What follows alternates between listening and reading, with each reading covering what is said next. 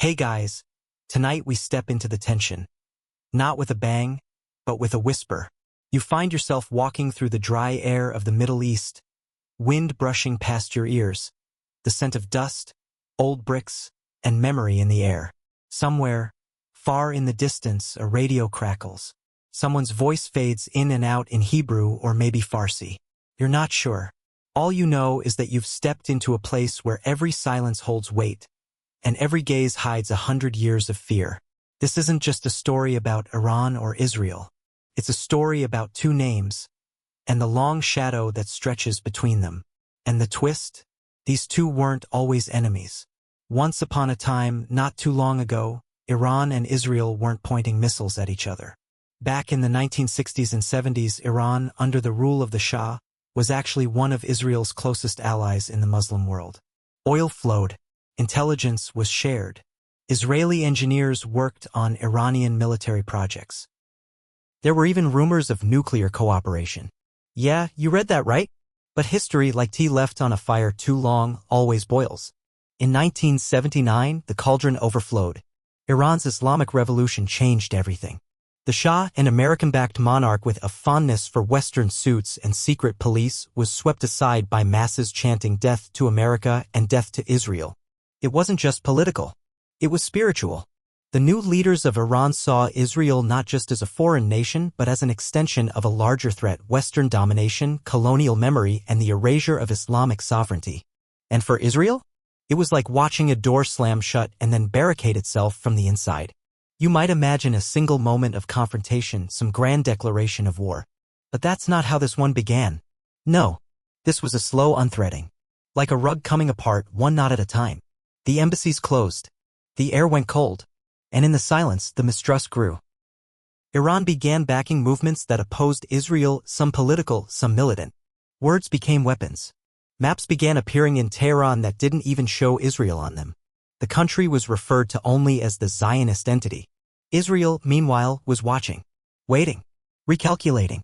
Historians still argue whether the revolution alone was the breaking point. Some say the seeds had already been sown, buried deep in ideology, geography, and ancient narratives. Others believe that had different choices been made in those early days, things might have stayed diplomatic. But hindsight, like drone footage, always gives you a view no one had in real time. And yet, as the Cold War wrapped its tendrils around the globe, both nations were also being pulled by larger forces. The U.S. stood firmly behind Israel, and Iran, freshly isolated, began building new relationships with Syria, with Hezbollah, and quietly, very quietly, with others not exactly listed on peace conference invitations. You sit now in that silence, staring out at a desert horizon where the sky seems just a little too still. Somewhere beneath your feet, oil pipes still hum. Somewhere above, a satellite blinks. You feel it, don't you? The heaviness, the tension, like something's always just about to break. But doesn't. Not yet. Because in this story, we haven't even reached the first bullet. You're still there, sand beneath your boots, dry air in your throat, and now the year is 1979. Not just a year, really, but a fracture in time. Because while the rest of the world watched Iran with a mix of curiosity and unease, inside the country something deeper stirred. The revolution wasn't just political, it was almost theological. It wasn't about a party winning. It was about an idea erupting. The Shah fled. The Ayatollah returned. And with him came an entirely new lens for looking at the region. To Iran's new leaders, Israel wasn't just another neighbor. It wasn't even just a country. It was, in their worldview, the tip of a spear, Western, secular, American, piercing into the heart of the Islamic world. From that moment, Iran's posture hardened. Recognition turned to rejection. Diplomacy turned to defiance. And back in Israel? A quiet realization settled in. An old friend had just become a permanent rival. But even then, things didn't ignite right away. There was no sudden declaration of war. No armies massing at borders. The story didn't unfold like an action movie.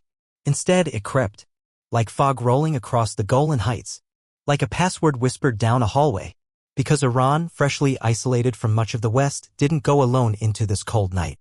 It looked for allies, and it found them in the shadows. Over the next few years, Iran began building relationships with groups across the region that shared one thing: opposition to Israel. Some were political, some religious, some outright militant. And while weapons didn't fly directly across borders, influence did. Money did. Belief did. Israel, meanwhile, had its own problems. Peace with Egypt had come an historic win, but it brought with it a new vulnerability. The regional map was changing, and not always in ways that felt secure. So Israel watched, and listened, and prepared, and sometimes acted. There were whispers, unconfirmed, unclaimed, of Israeli agents working across the region, supporting opposition to Iran's proxies, collecting intelligence, disrupting, denying. In a region where every side insists they're only defending themselves, the line between defense and offense becomes flexible. Historians still argue whether these early years could have gone differently. If, say, Iran had stayed secular, or if Israel had taken a more conciliatory path. But maybe that's like asking if a wildfire could have turned into a picnic. The spark was already there. The winds were already blowing. And the forest, well, it was very dry. You picture now a map, not one of borders, but of connections. Lines drawn not with ink, but with ideology, faith, and fear. Somewhere in the south, Gaza simmers. To the north, Lebanon breathes heavily. In Damascus, plans are made. In Tel Aviv, war rooms glow in the night. And in Tehran, a new doctrine takes hold, resistance. The term sounds noble, heroic even, but in this context it's complex. Because resistance can mean many things: protest, politics, or rockets. And as Iran's leaders embraced that word, they began putting resources behind it. Not officially, of course. Not publicly.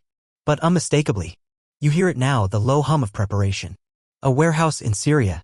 A tunnel near Rafah. A boat off the coast carrying more than just fishing gear. The pieces are moving. Slowly. Carefully. Sometimes sloppily. Always strategically. And you, drifting through this part of the story, realize something. This isn't a war of headlines. It's a war of decades. Not loud, but long. Not over, but always almost. The air grows heavier as you move through the early 1980s. You're not on a battlefield, there isn't one, not officially. But something is shifting quietly, decisively. You feel it in the conversations behind closed doors, in the names whispered across frequencies, in the bags of money and crates of weapons that change hands under flickering basement lights. This is when the game changes. Not with armies' information, but with a name. Hezbollah. To the rest of the world, Lebanon was a nation unraveling. Civil war, foreign interventions, militias rising like mushrooms after a storm. But to Iran, it was opportunity. A vacuum. A place where influence could take root, quite literally, in the rubble. And so, the Islamic Revolutionary Guard Corps IRGC sent its people. Not soldiers exactly. Not diplomats either. Advisors. Trainers. Storytellers. They came bearing ideology and logistics in equal measure. And out of the chaos, something new emerged. Hezbollah wasn't just a militia. It was a movement, party, a resistance network, an Iranian-backed force that would, over the decades, become one of the most formidable non-state military actors in the world. But in those early days, they were just getting started. Israel, already present in southern Lebanon, took notice quickly.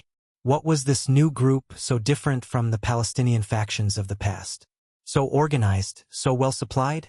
And why did their chants sound so familiar, so much like Tehran? What followed wasn't a war in the traditional sense. Not yet, but there were clashes. Ambushes, car bombs, kidnappings, and always the question hanging over everything. How much of this is Iran? The answer, of course, depends on who you ask. Tehran claimed moral support. Israel accused them of funding, training, arming, and directing. Historians still argue how direct the line really was between Qom and the hills of southern Lebanon. But for the fighters on the ground, the line felt clear enough. By the mid-80s, the Israeli presence in Lebanon had become a lightning rod. Hezbollah made it their mission to drive them out. And with each skirmish, their message grew louder. They weren't just fighting for Lebanon. They were resisting Zionism. They were part of something larger. They were Iran's message delivered in rocket form. You pause, imagining the Israeli border towns in those years, places like Kiryat Shmona or Mechela. You imagine the people living there. Children learning to sleep through sirens, parents building safe rooms, soldiers patrolling rocky hillsides with nerves wrapped tight as tripwires. And then flip the scene. A young Hezbollah recruit barely out of school clutching a Kalashnikov. He's never seen Iran, but he carries its ideas like sacred scripture. His commander quotes Khomeini like scripture. His family was displaced, his town bombed, and now the only direction he knows is forward. Neither one of them thinks they're the villain. This is how proxy wars work. No direct confrontation, just pressure by extension. A slow bleed. A boiling pot that never quite spills but never stops bubbling. Israel, in response, begins building deeper defenses. Surveillance expands. Assassination teams are deployed. Red lines are drawn, but in sand, not stone. You're drifting now, following these invisible threads, each one taut with tension. From Beirut to Tel Aviv, from Tehran to the Bekaa Valley. The geography isn't just land anymore. It's ideology, memory, revenge, and always expectation. Because by now, both Iran and Israel know something very clearly. The war may not have started yet. But the warm-up? Oh, it's well underway.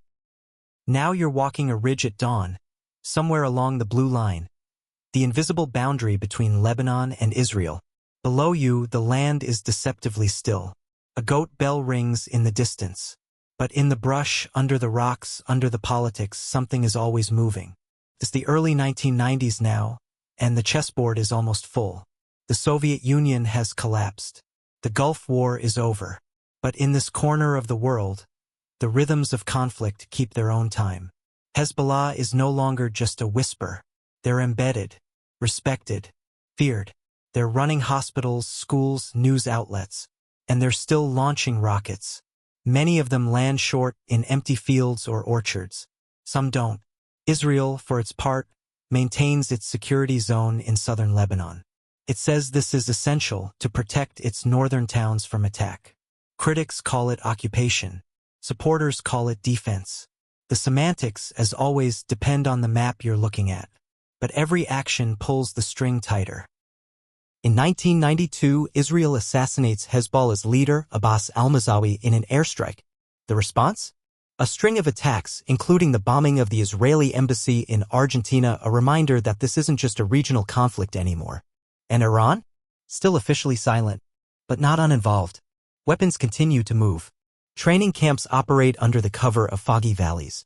Iranian advisors visit discreetly, slipping between aliases and languages. Tehran's rhetoric grows louder but still avoids formal confrontation. This is their strategy: never declare, always imply. Meanwhile, Israel develops its own long-range doctrine. Intelligence grows more sophisticated. Mossad's reach becomes legend. Untraceable becomes their brand. Assassinations, sabotage, surveillance, actions spoken of only in footnotes and leaked memoirs. You pause, again, in the silence. Because this isn't a story about one big battle. It's about hundreds of small ones. An IED on a roadside. A drone above a village. A commander found dead in a hotel in Damascus. Historians still debate when this truly became a war. Some trace it to 1993's Operation Accountability, when Israel bombed southern Lebanon in response to Hezbollah attacks.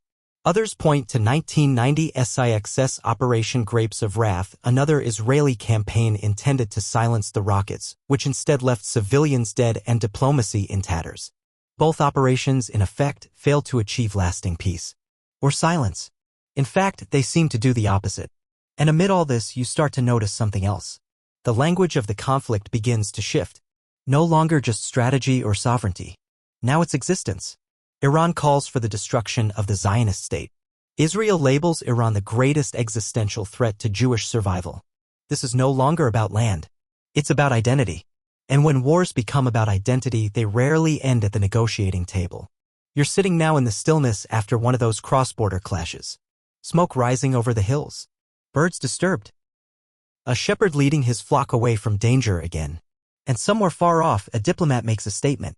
Another says it was unacceptable. Another calls for restraint. But the hills, they don't listen to statements. They remember everything. The ground here holds more memory than peace treaties. And so, the 1990s close with no resolution, just resignation. The lines are drawn. The players are set. And the next act? It will not be quiet. You wake up to a new millennium, but the dust hasn't settled. If anything, it's rising again. It's now 2006, and the sun scorches the hills of southern Lebanon. The border is quiet, but not still. You can feel the tension vibrating just beneath the surface, like a wire pulled too tight. And then, one July morning, it snaps. Hezbollah launches a surprise raid across the border. 2 Israeli soldiers are kidnapped, others killed. For Israel, this isn't just an incident. It's a red line, one crossed too many times. Within hours, warplanes take off. The 2006 Lebanon War, also known as the Second Lebanon War, erupts in a flash.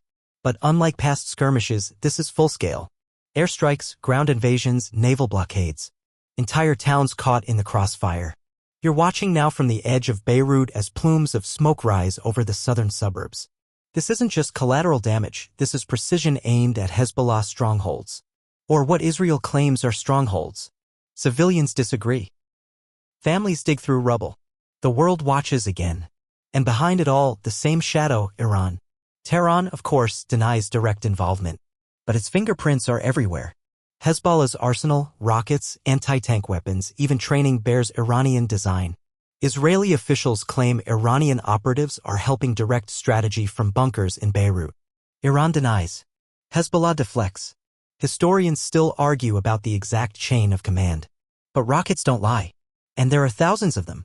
Over 4,000 projectiles rained down on northern Israel during the 34-day war. Cities like Haifa go into lockdown. Sirens become background noise. Children learn which stairwell offers the best shelter. Israel, meanwhile, pounds southern Lebanon with airstrikes and artillery aiming to root out Hezbollah entirely. But the enemy isn't conventional. Fighters blend into civilian neighborhoods. They vanish into tunnels. They emerge from mosques, from schools, from nowhere. And then something happens that Israel didn't expect. Hezbollah doesn't collapse. Despite the bombings, the incursions, the international pressure, they endure. More than endure, they emerge claiming divine victory. And in many Arab streets, the narrative sticks. A small militia facing down a nuclear-armed state? That's the kind of story people remember. For Israel, the war ends with frustration. No clear win. Soldiers lost. International criticism mounting. And Hezbollah? Well, they've gained prestige. Not just regionally, but globally.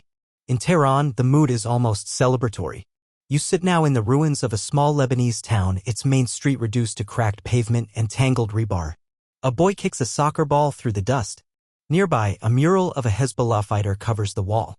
The caption reads, "Victory belongs to those who resist." But what does that victory mean? A father without a home? A soldier with no leg? A ceasefire that tastes like ash? Because here's the thing, both sides claim they won. But neither side rests. Hezbollah begins to rebuild faster, smarter. This time, they dig deeper. Tunnels, bunkers, reinforced missile sites. Funded, reportedly, by Iranian money. As for Israel? It learns too. Upgrades its Iron Dome, refines its doctrine, prepares for the next round. Because both know this wasn't the last war. It was just the one that told the world something essential. Iran and Israel won't need to fight each other directly. Not when others can bleed in their place. And so, the war ends. But the night? It gets darker. Now the dust has settled, but only on the surface. Below it? The ground is shifting. You step quietly through the landscape of the late 2000s, no bombs falling, no war declared, but the air smells of preparation. It's a strange silence. The kind that comes just before the storm. Not the loud kind, no. The kind that arrives through code, cables, and keypads. Because this time, the battlefield is invisible. Enter Stuxnet. If you've never heard of it, don't worry, most people hadn't, not at first. But in the late 2000s, a computer worm, silent, brilliant, deeply specific, was unleashed on Iran's nuclear program. It spread globally but only activated under one condition: it had to find a very specific kind of industrial machine, running a very specific setup, spinning uranium. And it found it. Iran's Natanz facility, central to its nuclear enrichment efforts, began experiencing mysterious failures. Centrifuges exploded without warning. Engineers were baffled. Until digital forensic experts pulled back the curtain and found Stuxnet, a weapon designed entirely in ones and zeros. Who did it? Officially? No one. Unofficially? Most experts point to the US and Israel. A joint cyber operation that, for the first time in history, sabotaged a nation's critical infrastructure without ever crossing its border. And that, my friend, was a line crossed. Quietly. Elegantly. Irreversibly. Iran, of course, did not take it lightly. And from that moment, another war began, one with no uniforms, no parades, no borders. Only screens.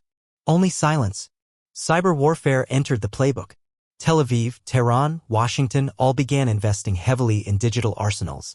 Israeli hospitals were hit by ransomware attacks. Iranian fuel stations crashed for days. Messaging apps became weapons. So did GPS, bank codes, social media bots. You feel it now, don't you? The shape of war is changing. No longer just missiles and martyrs. Now it's algorithms. It's latency. It's propaganda disguised as memes. And while the cyber war unfolded, the real-world chessboard kept moving. Iran pushed deeper into Syria, supporting President Bashar al-Assad's regime during the civil war. Why? Because Syria offered geography. A land bridge. A corridor stretching from Tehran through Iraq into Syria and ending in Lebanon. At Hezbollah, it's called the Shia Crescent, a term often used, sometimes feared. For Iran, it's a strategic arc of influence. For Israel, it's encirclement. So Israel acts. Starting around 2013, Israeli jets begin hitting targets inside Syria. Precision strikes, ammunition depots, convoys, research facilities. Rarely confirmed, never acknowledged. But consistent. Predictable. Relentless. And through it all, Tehran watches and adapts. Historians still argue whether the Israeli strikes truly slowed Iran's expansion. Some say yes, critical infrastructure was lost, commanders killed. Others argue the opposite, that Iran grew smarter, more discreet, more deeply embedded in the region's fabric. You drift now over the Syrian desert, watching shadows stretch across the sand. A convoy moves below, black SUVs, headlights off. Inside, engineers, weapons, documents. Targets. But before the night ends, jets will scream overhead. One missile. Then silence. No headlines. No responsibility. Just another line in a long, unspoken war. Back home in Israel, children sleep under the hum of Iron Dome batteries. In Iran, engineers rebuild their centrifuges, stronger, better shielded. It's not about a single battle anymore. It's about the long game. Two nations locked in a conflict where denial is strategy and ambiguity is armor. And somewhere in the dark, a new generation is being raised to inherit the silence and the storm. You're walking through a maze now, one made not of stone or walls, but uranium, diplomacy, and fear. It's 2015 and the world is watching Vienna. Not for music, not for opera, but for pens. For signatures. For something called the JCPOA. That's the Joint Comprehensive Plan of Action, also known as the Iran nuclear deal. After years of secret talks, close calls, and sanctions so heavy they nearly collapsed Iran's economy, something remarkable happens. Iran agrees to limit its nuclear program in exchange for relief. Inspectors are allowed in. Enrichment is capped. Stockpiles reduced. Centrifuges shut down. And for a brief moment, it feels like tension might actually loosen. But not everyone's celebrating. In Israel, alarms don't stop ringing. Prime Minister Netanyahu, firm, theatrical, deeply distrustful, calls it a historic mistake. In a now famous speech to the U.S. Congress, he lays it out in dramatic fashion. Iran is buying time, not peace. They'll wait out the deal, then break out with a bomb. Whether you agree or not, the speech lands hard. Back in Iran, leaders present the deal as a victory. Proof that resistance works. That the West had to sit at their table. Streets erupt with cheers, but under the surface? Skepticism simmers. Some worry they've given up too much. Others fear they've only paused the inevitable. Historians still debate the true intent behind Iran's nuclear ambitions. Some insist it was always civilian, energy, medicine, national pride. Others point to evidence, missile tests, enrichment facilities buried deep underground, and say, come on. But here's what everyone agrees on. The stakes are enormous. A nuclear Iran would shift the entire region's balance of power. And Israel? Israel has a very clear red line. It will not allow that to happen. So even as diplomats shake hands, Israeli intelligence stays busy. Eyes on Natanz. Ears in Fordow. And somewhere, in a bright-lit Mossad operations center, someone whispers, we're not done. The next few years blur together like a dream you don't want to remember. In 2018, the U.S. withdraws from the deal. Trump says it's too weak. Iran calls it betrayal. Europe pleads for everyone to stay calm. But the calm breaks. Iran begins stepping away from the deal, inch by inch. Enrichment resumes. Stockpiles grow. New, advanced centrifuges appear online. And Israel? Israel starts hunting. Top nuclear scientists in Iran begin dying. One is shot by remote control, yes, like something out of a movie. Another is blown up in a car. A third vanishes. No one claims responsibility. But the message is clear, we know where you are. You're standing now in a narrow Tehran street. Crowded, hot, always moving. But then gunfire. Screams. A body slumps against a white sedan. The street falls silent for a second before exploding into chaos. This isn't just politics anymore. It's personal. And as Iran buries its dead, its leaders vow revenge. But revenge isn't easy when your enemy never shows their face. So Iran reaches for what it can. More drones. More proxies. More pressure in Syria, in Iraq, in Lebanon, in Gaza. And so the spiral deepens. You hear the gears now grinding. Not toward peace, not toward war, but something in between. A permanent twilight where neither side blinks and both are convinced the other will. And while the world debates sanctions and statements, two words hang in the air. Red line. But no one's sure where it is anymore. Or if anyone will recognize it before it's crossed. It's night again, always night, it seems, in this story. And this time you're drifting over Gaza. A strip of land barely the size of a mid-sized city, yet somehow it feels infinite in grief. You see crumbling rooftops, makeshift markets, children playing beside walls pockmarked by years of impact. Above them, drones circle, unblinking, patient. And behind it all, the connection stretches like a quiet thread. Iran and Hamas. Officially, Iran and Hamas don't always get along. They differ in theology, tactics, even alliances. But when it comes to opposing Israel, that's where their paths merged again and again. Iran supplies money, know-how, weapons. Hamas builds tunnels, smuggles parts, trains fighters. It's a relationship of convenience, sealed not in ceremony but in shared enemies and whispered promises. You step into the moment, May 2021. Tensions erupt around the Al-Aqsa Mosque. Protests, clashes, evictions, flames on dry wood. And suddenly Gaza lights up. Hamas launches rockets into Israel, thousands of them over just a few days. Unguided, frantic, aimed broadly but fired with intent. Israel responds. With Operation Guardian of the Walls, warplanes streak across the sky. Command centers, rocket sites, high-rise buildings all struck with precision. Or, at least, with stated precision. Civilians die. Children. Entire families. And in Tehran, officials speak carefully. They deny direct involvement, but praise the resistance. They call it legitimate. They call it inspired. Some say Iran helped plan the operation. Others deny it. Historians still argue. But again, you don't need declarations when you have results. Each flare of conflict in Gaza becomes another proxy fire in the greater Iran-Israel feud. And both sides know it. Israel accuses. Iran deflects. Hamas smiles thinly. You hear the hum of the Iron Dome, now Israel's famed missile defense system. It lights up the sky like a video game gone wrong, intercepting rockets in real time. A miracle of engineering. A symbol of survival. But not perfection. Some rockets get through. And when they do, apartments shatter. Sirens scream. Families dive for cover. The war isn't at the front door, it's in the hallway, in the kitchen, on the morning commute. Back in Gaza, Hamas parades its fighters. Iran praises their victory. Israel calculates the next target. Nothing ends. You watch a cycle play out that everyone knows by heart, but no one seems able or willing to break. Because Gaza is more than a battlefield.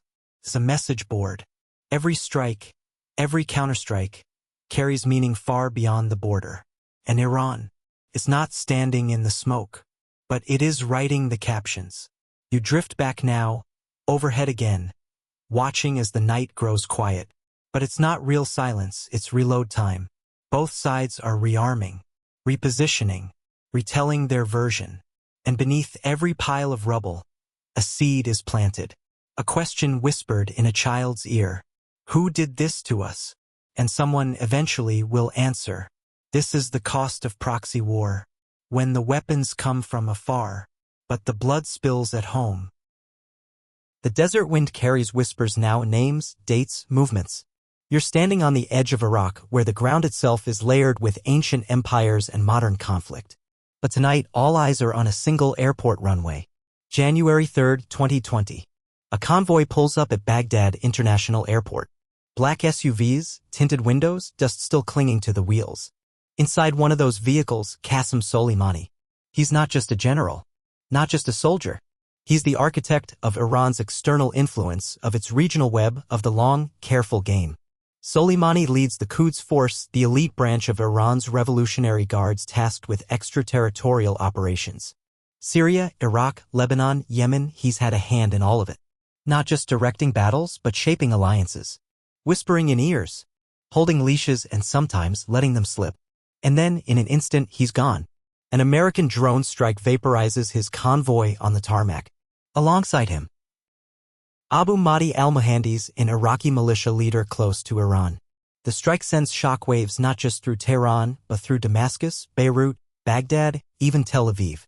Because for Israel, Soleimani was the shadow in the corner. The man behind Hezbollah's strength. Behind Iranian entrenchment in Syria. Behind the drone strikes, the weapons convoys, the strategy. His death? It's a pause, but not peace. Iran vows revenge loudly, furiously. It fires ballistic missiles at U.S. bases in Iraq. The world holds its breath. World War III memes trend online, not just in jest, but in genuine anxiety. Because everyone knows, assassinating a top general is not a slap. It's a declaration. Israel doesn't claim involvement, but its intelligence almost certainly helped. And in Tehran, that's enough. The name Israel begins appearing again in angry speeches, in banners at funerals, in military parades. But Iran doesn't hit back in full, at least not yet. Because revenge for Tehran is rarely immediate. It's measured, layered, historic. And anyway, Soleimani's project doesn't die with him. His network remains. The militias, the partnerships, the cause, they're still very much alive. And Israel knows this. That's why, in the months that follow, the airstrikes in Syria intensify. Commanders vanish. Ammunition depots explode mysteriously. Convoys turn to ashes before they cross borders. Historians still debate how much the Soleimani strike changed. Did it really weaken Iran's influence? Or did it just make the game more dangerous? Because here's the shift. Now, Iran moves more carefully, but also more creatively. Enter drones. Not the kind you buy at a tech store. These are armed, military-grade, often disguised, sometimes suicide-borne. Iran starts flooding the region with them, testing, tweaking, sharing. They're cheaper than missiles, harder to track, and they don't need a pilot. Perfect for deniable warfare. Hezbollah gets them. So do militias in Iraq and Syria. And Israel? Israel scrambles to keep up. New radar systems, new interception tech, new doctrines for a war that's increasingly remote-controlled. You're hovering now above an Israeli base in the Negev desert. Technicians monitor a blinking screen. A drone's signal appears. Alarms sound. It's intercepted, but barely. The threat is evolving. Because the fight is no longer about distance. It's about speed and deniability. Iran never has to cross a border. Its proxies do. Its tech does. Its ghosts do. And Israel? Israel never waits long to respond. In this new chapter, everything is faster, but also murkier. Who struck first? Who retaliated? What's true, what's leaked, what's propaganda? You find yourself lost in the fog. But one thing remains clear. Neither side has blinked. And both believe time is still on their side. It's October 7th, 2023. The sun has barely risen over southern Israel when the first rockets launch, hundreds of them, then thousands.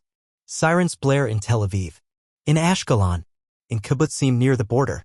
But this isn't just another escalation. No, this one is different. Because rockets aren't the main act this time. This time, they come over the fence. Armed fighters from Hamas breach the border wall. They pour through by truck, by motorcycle, even paragliders. They storm homes. They shoot civilians. They take hostages. Entire communities are caught off guard, outnumbered, unprepared. Israel is in shock. The world is stunned. And as the horror unfolds, images, videos, frantic phone calls, one question rises in every briefing room, every military base, every analyst's mind. Did Iran know? Tehran praises the attack, calling it a success of the resistance. Celebrations erupt in parts of the region. But Iran insists they didn't direct it, didn't plan it, weren't involved. Still, the questions persist. Because Hamas doesn't operate in a vacuum. Its funding, training, weapons all carry the faint but familiar scent of Iranian fingerprints. Not just Tehran, of course. There are other hands in the mix. But Iran is the patron that matters. Historians and intelligence experts, now and in the future, will dissect this day for decades. Some will say Iran gave the green light. Others will argue Hamas acted alone, sensing the region was distracted. But no one will deny the scale. And for Israel, the response is swift and massive. Operation Iron Swords begins. Gaza is pounded from the air. Israeli troops prepare for a full-scale ground invasion. The death toll soars on both sides. Civilians bear the brunt as they always do. But while the world watches Gaza, another front simmers. To the north, Hezbollah begins firing missiles into northern Israel. Not all at once. Not an all-out war. But enough. Enough to stretch the Israeli army thin. Enough to remind everyone. We're still here. And behind Hezbollah, as always, is Iran. At the same time, Iranian-backed militias in Iraq and Syria begin launching drones and rockets at U.S. bases. Embassies go on lockdown. Aircraft carriers are repositioned. The region starts to tilt towards something darker. You're floating now above this widening ring of fire. Gaza in the south, Lebanon in the north, Syria to the east. Iran in the background, never fully visible but always present, like a puppeteer who never touches the strings but always knows when they'll move. And then the Red Sea catches fire. Houthi rebels in Yemen, also backed by Iran, begin attacking commercial shipping. Drones, missiles, hijackings. The message? The war may be local, but the consequences are global. Israel, the U.S., and others form a naval task force to protect the sea lanes. Suddenly, oil prices spike. Insurance costs skyrocket. Ships reroute. And what began as a border attack now ripples across continents. Because that's the truth of this war, it's not just between two nations anymore. It's between systems. The Iranian axis, Hezbollah, Hamas, the Houthis, Iraqi militias flexes across the map. Israel and its allies tighten their formations. And the world? It watches. Again. You stand now at a crossroads, dusty boots planted on a widening fault line. Diplomats still call for restraint. Analysts argue over red lines. But the men in command bunkers? They're not reading headlines. They're counting missiles, plotting responses, and waiting for the next siren. Because everyone in this war knows. The quiet part is over. And the end? Still nowhere in sight. You're standing on a balcony in Tel Aviv now. The Mediterranean wind brushing past as families rush to dinner tables, trying to pretend everything is fine. But even here, modern, bustling, forward-facing. No one escapes the hum of war. Phones ping with rocket alerts. News tickers flash updates. And conversations? They always bend back to one question. What happens next? Because while the war rages in Gaza and the northern border flickers like a faulty fuse, the real anxiety stretches beyond. Iran hasn't made its move, not directly. But everyone assumes it's coming. You drift eastward now over the Negev desert into secret bases and command bunkers. Israeli generals scan satellite feeds. Analysts study drone footage. The Iron Dome, David Sling, Arrow 3 all standing by. And above them all, a single heavy thought. Iran's nuclear program is still running. Despite cyber attacks, despite assassinations, despite sanctions, Iran's centrifuges spin in underground bunkers. Natanz, Verdun, Isfahan, more heavily protected than ever. Enrichment levels climbing dangerously close to weapons grade. Israel doesn't say much, but their doctrine is clear and has been for years. Never again. This is where things get tighter. Scarier. Because the Israeli leadership isn't just worried about rockets anymore. They're worried about a red flash in the sky. And they're not alone. U.S. officials have warned that Iran could break out and build a nuclear weapon in a matter of weeks, if they choose. Iran insists it has no such plans, says its program is peaceful. But trust is in short supply. Always has been. Historians still argue. Did Israel's past actions, like Stuxnet or assassinations, slow Iran down or speed them up? Did pressure make Iran defiant or merely smarter? Either way, here's where we are. Iran inches closer to a nuclear threshold. Israel prepares for the unthinkable. And somewhere in between, the shadow war escalates. At sea, mysterious attacks on tankers continue. In Syria, more airstrikes. In cyberspace, hospitals go dark, energy grids flicker, AI systems are hijacked. All deniable, all effective. You float over Damascus now, ancient, cracked, but still breathing. Iranian advisors move through buildings disguised as civilian offices.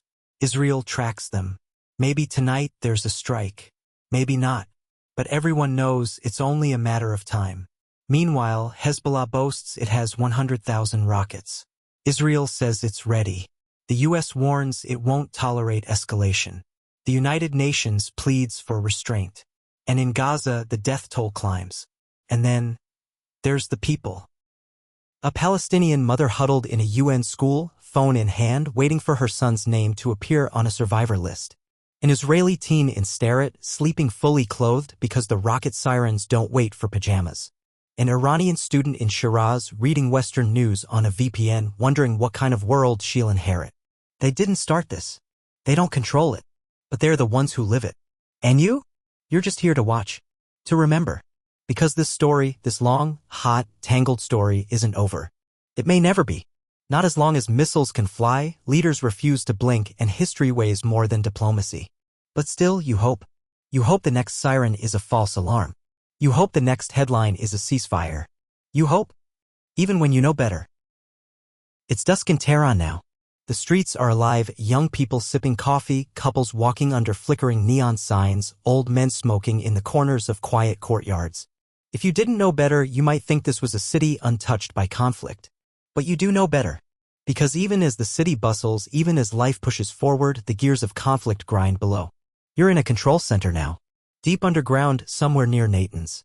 Engineers in crisp uniforms monitor dials, watch gauges, speak in clipped, calm tones. Behind them, concrete walls, meters thick.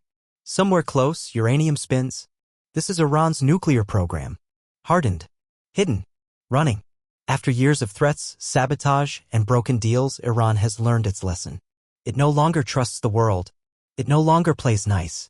The JCPOA is in tatters. Inspections are fewer. Transparency is selective. And now, enrichment levels have reached dangerous highs. Nearly weapons grade. Some say they've already crossed the threshold. Others say the final step hasn't come, but could in days. Israel, of course, is watching. Obsessively. Analysts pore over satellite images, listening to chatter, decoding timelines. The Mossad sends whispers from every corner of the globe. A decision looms. Not in a week. Not in a month. Soon. And here's the question echoing in every secure room in Tel Aviv. Do we strike now? Because once Iran reaches the point of no return, airstrikes might not work. The facilities are too deep, too dispersed, too well defended. But striking now? That's not easy either. A preemptive attack would mean all-out war. Iran's proxies would unleash chaos, rockets from Lebanon, drones from Yemen, sabotage in the Red Sea. Sleeper cells. Cyber warfare. Missiles in waves. Israel is powerful, yes, but not invincible. Its cities are densely packed. Its airports, water plants, military bases, they're all targets. So, the game continues. Quiet. Furious. Measured. In January 2023, a mysterious drone strike hits an Iranian military site in Isfahan. The explosion lights up the night sky. Iran blames Israel. Israel, as usual, says nothing. Historians still debate whether that strike was a warning or part of something larger. But inside Iran, the message is clear: we're vulnerable. And we're being watched. So Iran pushes harder. More drones. More militias. More alliances. Deals with China. Ties with Russia. Bypassing sanctions, building alternative networks. And always fueling the axis of resistance. In Syria, militias grow bolder. In Iraq, they threaten American troops. In Lebanon, Hezbollah tightens its grip. And in Yemen? The Houthis fire long-range missiles across the region, reaching as far as Israel and the UAE. You're in a war zone that doesn't look like one until it does. Because this isn't the kind of war that starts with a declaration. It's the kind that starts with a headline. Unknown explosion hits Tehran suburb. Or unidentified aircraft breached Syrian airspace. And then the retaliation. And then the fallout. And then, maybe, the war everyone's been fearing.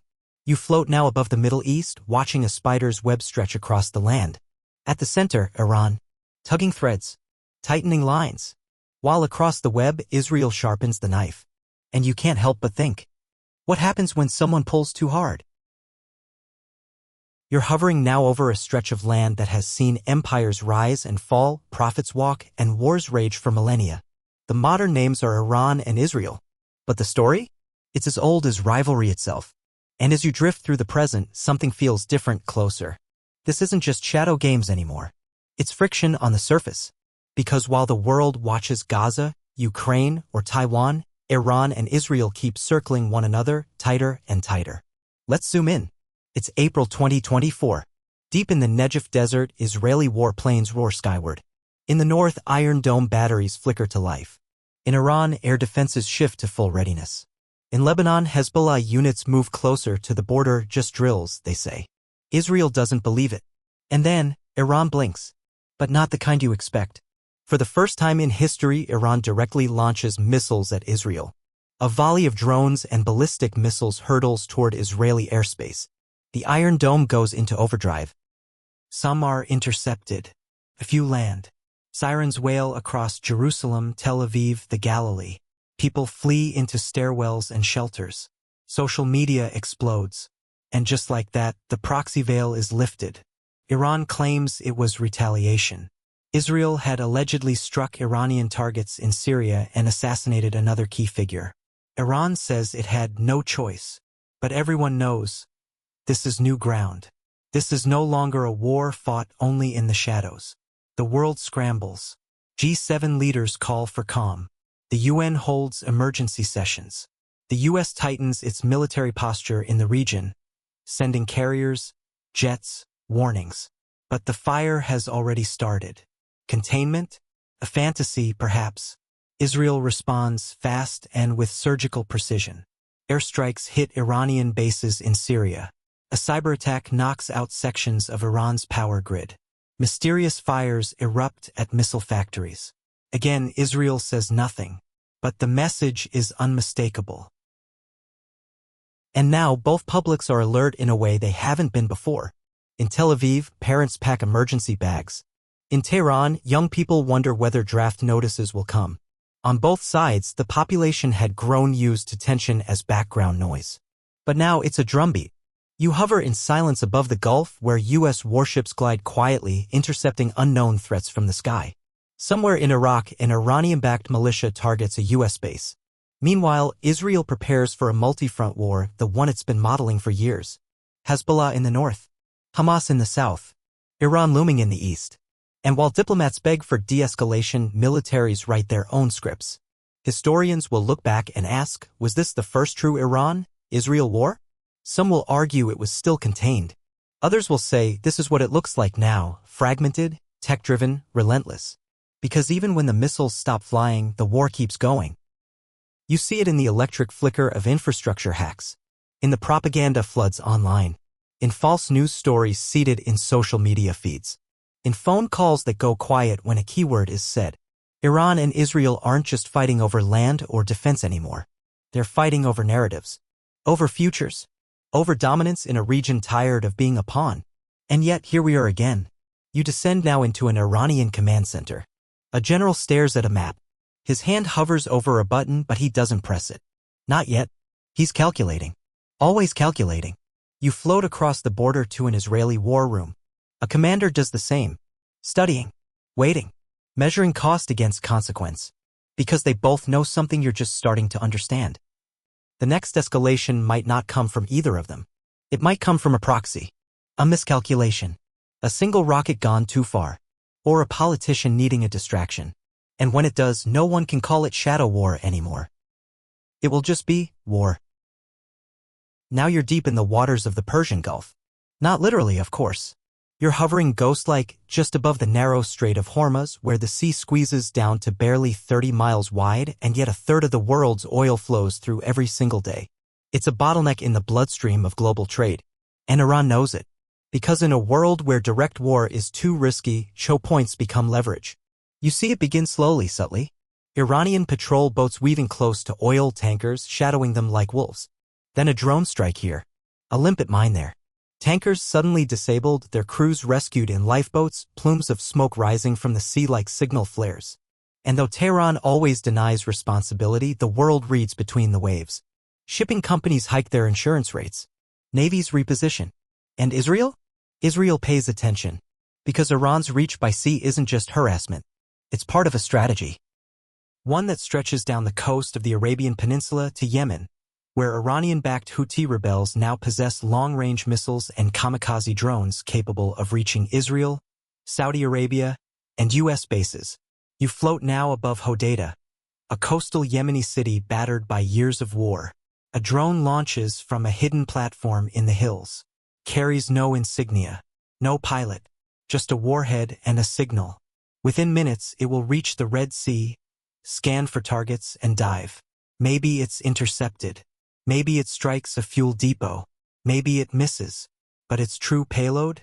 Uncertainty. This is the age of ambiguity, where deniability is armor and every actor claims to be a victim, while pulling triggers behind closed doors. Israel, for its part, responds in layers. More naval patrols. Direct hits on Iranian-linked targets in Syria and Lebanon. Intelligence strikes so surgical they make headlines days after they happen, when someone finds the crater. In August 2023, an Iranian ship masquerading as a civilian research vessel is quietly forced to change course. U.S. and Israeli cyber teams had flagged it months earlier. On board, suspected drone components and encrypted signals to militias. Again, no confirmation. But no more sightings.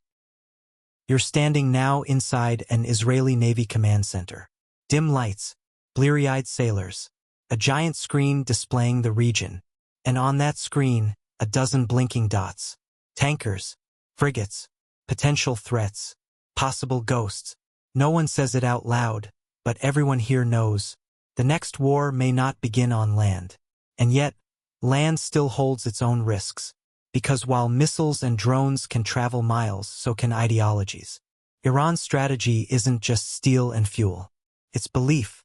From Hezbollah's TV stations to TikTok accounts glorifying resistance, from propaganda music videos to encrypted Telegram channels, Iran spreads its vision of defiance, of martyrdom, of a region rising up against the Zionist state. Israel counters with its own narrative of survival, of democracy, of innovation under siege. But the battle for the mind is harder to track than any missile. Historians still argue whether these campaigns work. Some say they radicalize. Others say they merely reinforce what's already believed. You scroll through social media now, videos of bombings set to dramatic music, hashtags flaring, comments like landmines. Truth becomes relative. Facts optional. Fear? That's always trending. And amid all this noise, the question remains. Where does the spark catch first? The Gulf? The Red Sea? The skies above Damascus? Or a random street in Haifa or Isfahan? You can't know, because this isn't a war of clear fronts anymore. It's a haze of alliances, shadows, whispers, and the constant hum of tension. And it's closing in. You're drifting now, not over a battlefield, not above a missile site or a port city, but over time itself. It's 2025. The conflict hasn't ended. It hasn't even slowed. It has simply changed shape again. Because if the last 2 decades have taught the world anything, it's that Iran and Israel are not fighting a single war. They are fighting 1,000 wars all at once. You see them unfold like snapshots in a photo reel. A drone exploding above the Golan Heights. A cyber attack wiping data from an Iranian nuclear lab. A false flag operation in a crowded bazaar. An Israeli diplomat recalling their team after threats in South America. A pipeline sabotaged in the dark by men who don't speak their target's language. The weapons shift. The targets move. The terrain is never the same. But the tension? The core of it all? That stays. And now the nuclear clock ticks louder. Iran, under mounting pressure, has pushed its uranium stockpile past old thresholds. Enrichment levels edge close to weapons grade. The breakout time? Maybe a few weeks. Maybe days. No one knows for sure. Israel doesn't wait for maybe. In this year, the debate inside the Israeli Security Cabinet reaches a breaking point.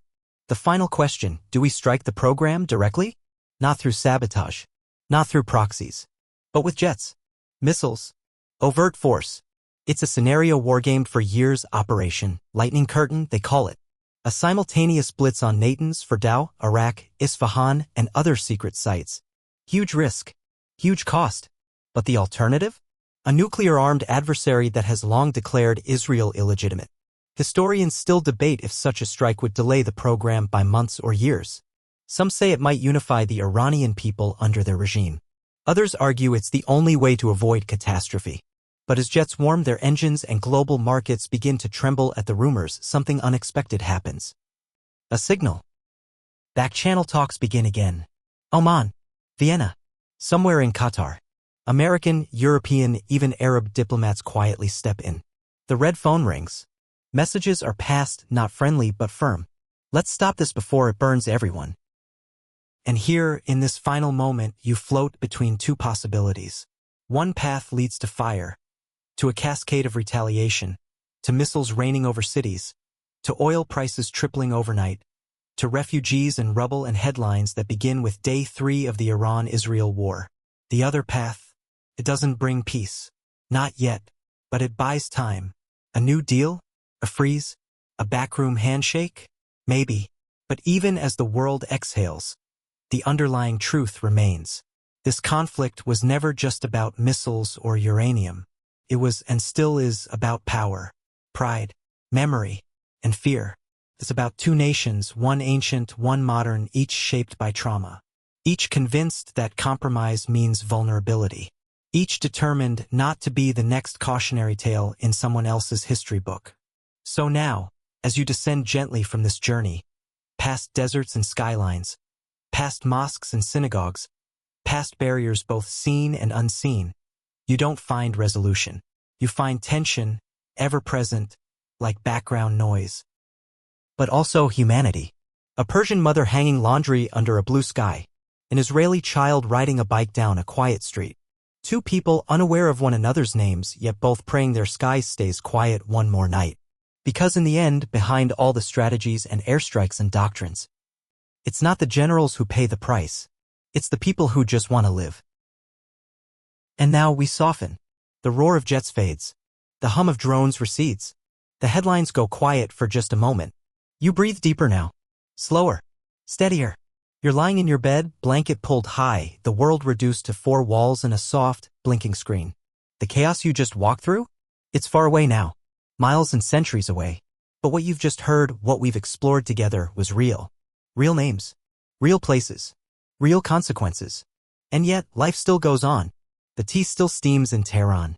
The sun still sets over the Mediterranean. People still fall in love. Babies still cry.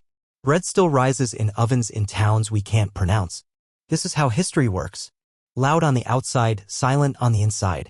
1,000 decisions made by people just as flawed as we are, echoing down the corridors of time. So tonight, let's take a breath, not to forget, but to acknowledge.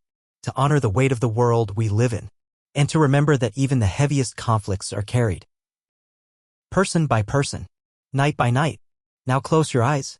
Let the soft hum of your fan mimic the whir of distant wind. Let the tension in your shoulders melt away. And know, for tonight at least, you are safe. Good night.